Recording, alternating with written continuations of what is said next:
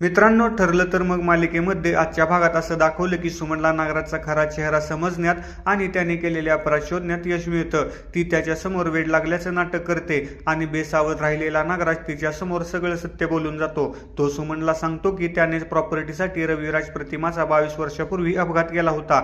नागराजला सुमनला वेड लागल्याची खात्री असते, त्यामुळे तिने कोणाला याबद्दल सांगितलं तरी कोणाचा विश्वास बसणार नाही असं त्याला वाटतं. पण सुमन हुशारीने खोलीत लपवलेल्या एका मोबाईल फोनमध्ये नागराजने स्वतःच्या तोंडाने दिलेली पापाची कबुली रेकॉर्ड करते.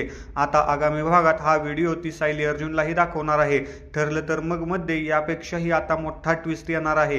त्या संदर्भातील प्रोमो अलीकडेच शेअर करण्यात आला.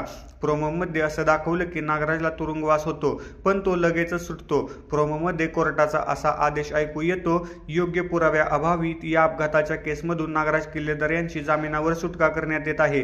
नागराज जेव्हा आळस देत तुरुंगातून बाहेर येतो तेव्हा मागून अर्जुन त्याला खाली पाडतो. त्यानंतर प्रतिमा आणि सुमनच्या साथीने सायली तिथे येते. सायली नागराजला म्हणते की नागराज, 22 वर्षापूर्वी केलेल्या गुन्ह्यातून तुझी सुटका होऊ शकली, पण बायकोवर केलेल्या अत्याचारापासून नाही. इन्स्पेक्टर, FIR नोंदवा, आता तुझी सुटका नाही. प्रतिमा, सुमन आणि अर्जुन तिची साथ देतात. नागराजच्या विरोधात ठामपणे उभे राहणारी स्त्री शक्ती असं कॅप्शन देत हा प्रोमो शेअर करण्यात आला आहे.